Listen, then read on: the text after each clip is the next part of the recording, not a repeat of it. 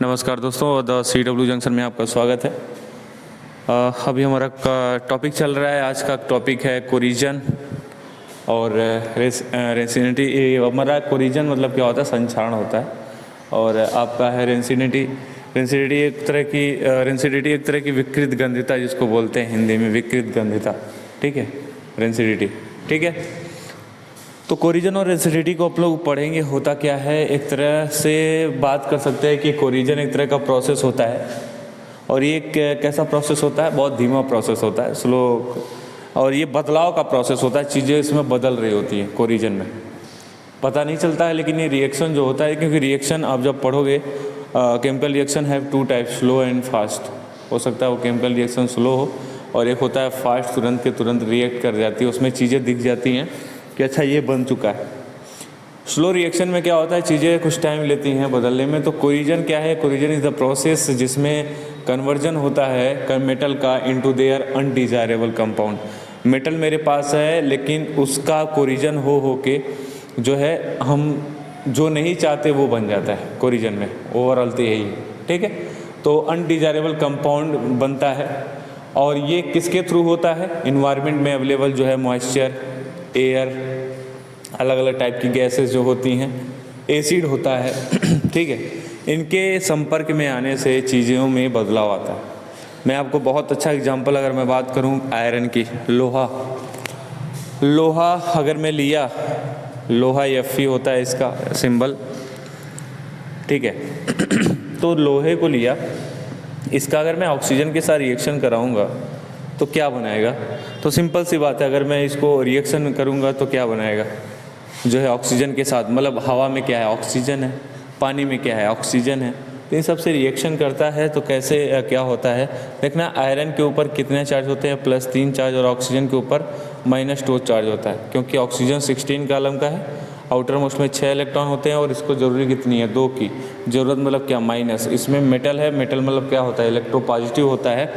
तो इस वजह से अब पॉजिटिव और निगेटिव क्या करेंगे? बॉन्ड में आएंगे, मतलब इसका 2 इस पे जाएगा और इसका 3 इस पे।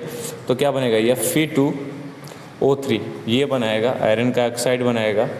और इसमें जो है N मॉलिक्यूल ऑफ H2O। इस तरह से जो आप लोहे में जंग लगती है ना, लोहे में जंग लगी मतलब ये बन चुका है। आप चाहे लोहा लाओ, आयरन लाओ, ऐसे नेचर में रख दो, तो क्या होता है उसमें? वो एयर से, मॉइस्चर से, नमी से, H2O से रिएक्शन करके आयरन का ऑक्साइड इस तरह का फार्मूला बनाता है, Fe2O3.NH2O। यही आपका जंग का फार्मूला है। ठीक है, जंग जो लगती है, लोहे में जंग लगती है, रस्टिंग ऑफ आयरन, यही इसी वजह से यही बनता है। और ये मेरे लिए अनडिजायरेबल है, कहीं से मेरे लिए कहीं उपयोगी नहीं है। ठीक है, लोहा मिट्टी बन जाता है एक तरह से। ठीक है, तो ये जो प्रोसेस हो रहा है ये कोरिजन हो रहा है। ठीक है, और ये बहुत धीमा प्रोसेस होता है, ऐसा नहीं है कि तुरंत की तुरंत होती है। पहले समझ में नहीं आता था कि जो आयरन हुआ करता था उस पर पेंट क्यों लगते थे। हमको लगता था फैशन के लिए पेंट लग रहा है, लेकिन जैसे जैसे आगे बढ़े समझ में आने लगा, अच्छा ये बात है। वो पेंट पॉलिश इसलिए किया जाता है ताकि चीज़ें क्या डायरेक्ट जो है नमी के संपर्क में नहीं आए। आयरन के जो लेयर हैं वो डायरेक्ट नमी के संपर्क में नहीं आए, तो उनका कोरिजन नहीं हो पाए, थोड़ा लॉन्ग ड्यूरेशन उनका जो है लाइफ स्पैन थोड़े लंबे समय तक चले। ठीक है, इस तरह से कोरिजन से बचने के लिए हम अलग अलग टाइप, जैसे उसका पेंट पॉलिश करते हैं। आजकल तो चीज़ों को मिक्स करके, अलग अलग मेटल को मिक्स करके एक बना रहे हैं मेटल। उसकी प्रॉपर्टी ऐसी है कि वो इन्वायरमेंट से रिएक्शन नहीं करता है। दूसरा, अगर मैं सिल्वर की बात करूं, सिल्वर Ag की बात करता हूं। अब मार्केट से सिल्वर लाते हो, लेकिन कुछ टाइम बाद जो है वो काला होने लगता है। तो काला होना मतलब क्या? काला होना मतलब ये थोड़ी ना है कि वो धूप लग रहा है वो काला हो जा रहा है। काला होने का मतलब ये है कि इन्वायरमेंट में अवेलेबल जो सल्फर डाइऑक्साइड है उससे रिएक्शन करके जो है ये सिल्वर का ऑक्साइड या सल्फाइड। देखो ऑक्सीजन में ये सल्फर डाइऑक्साइड अवेलेबल है। सल्फर डाइऑक्साइड छोड़ो, अभी ये ऑक्सीजन से भी क्रिया करता है। ऑक्सीजन से रिएक्शन करके क्या बनाता है? सिल्वर का ऑक्साइड बना लेगा। ठीक है, Ag2O बना लेगा। ठीक है, इस तरह से चीज़ें क्या हो रही हैं, ये भी बदलाव हो रहा है। उसमें काला काला सा वो एक लेयर बना लेता है। तो ऐसा लगता है कि सिल्वर ख़राब हो रही है। लेकिन हाँ, अगर कुछ टाइम बाद उसको हीट करके गर्म पानी में जो है डुबो दोगे तो वहाँ का लेयर वो ख़त्म हो जाता है, फिर से सिल्वर पहले ऐसा चमकने लगता है। यही रीज़न है कि सोना जो होता है ना वो इतना महंगा है। ठीक है, ये सिल्वर सल्फाइड भी बनाता है। ठीक है, सिल्वर सल्फाइड भी आप आगे चल के पढ़ोगे, उस पर बात होगी।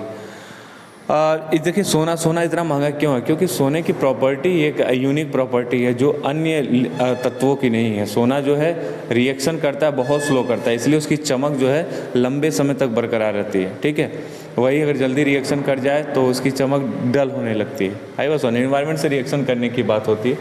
ठीक, आगे जो हम पढ़ेंगे वो है रेंसिडिटी। रेंसिडिटी क्या होती है? रेंसिडिटी भी एक तरह का प्रोसेस, एक तरह का जो है फेनामेना है। ये होता रहता है कि अगर लॉन्ग टाइम तक अगर कोई फैटी या ऑयली फूड जिसमें फ़ैट हो या फिर ऑयल हो, ऐसे फूड को लॉन्ग टाइम तक रखे रहें, उसमें से एक बहुत अजीब सी गंध आने लगेगी। ठीक है, उसका मतलब जो आप स्मेल करके बता पाओगे कि चीज़ें ख़राब हो गई हैं। तो वो जो ख़राब होती हैं वो थ्रू रेंसिडिटी होती है। इसको बोलते हैं विकृत गंधिता भी बोलते हैं, और इसको बोलते हैं कोरिजन को संक्षारण भी बोलते हैं। ठीक है, तो एक तरह का फेनामेना है जिसमें फूड आइटम जो है क्या करती हैं, वो ऐसे फूड आइटम जो ऑयल और फैट कंटेंट करती हैं, ऑयल्स और फैट कंटेंट करती हैं, ऐसे फूड आइटम क्या करती हैं, जब वो हवा में एक्सपोज होती है ना डायरेक्टली, तो वो ऑक्सीडेशन करने लगती हैं, ऑक्सीजन कंटेंट करने लगती हैं, उसका ऑक्सीडेशन होने लगता है। तो चीज़ें क्या होती हैं, उसका टेस्ट भी अजीब हो जाएगा और उसमें जो है स्मेल भी अजीब आने लगेगी।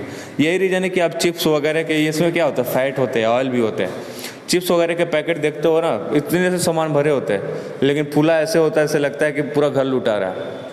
हो क्या रहा है उसमें गैसेस भरी जाती हैं, उसमें गैसेस ऐसी होती हैं वो ऑक्सीजन गैस नहीं होती है। सिंपल सी बात है, अगर वो ऑक्सीजन गैस उनको मिल गया तो ऑक्साइड होके वो उनका स्मेल और टेस्ट बदल ही जाएगा। उसमें हम जो पैकेट में जो हम डालते हैं वो होता है आपका नाइट्रोजन गैस। नाइट्रोजन गैस होता है पैकेट के अंदर। अब पैकेट के अंदर एक गैस भर चुकी है, उसके चारों तरफ दूसरी गैस इंतजार कर रही है कि तुम निकलो हम आए, लेकिन जब तक वो नहीं निकलती है तब तक कोई इंटर नहीं करता, मतलब वो चीज़ें सेफ़ हैं। आप जब ओपन करके खाओगे, अगर वो बढ़िया से हैं, अगर वो हवा नहीं निकला है तो बहुत अच्छा है, जो टेस्ट लेना चाहोगे वो ले सकते हो। लेकिन अगर आप एक गैस कहीं से भी निकल गया तो मतलब एनवायरनमेंट में अवेलेबल एयर है वो वहाँ पे जाएगा, मतलब उसके साथ ऑक्सीजन जाएगा, चीज़ें ऑक्सीडाइज होंगी, और ऑक्सीडाइज होने के साथ साथ उनमें क्या है, वो उसका टेस्ट भी बदलेगा और मतलब खाने में मज़ा नहीं आएगा। एक सिंपल सी बात है।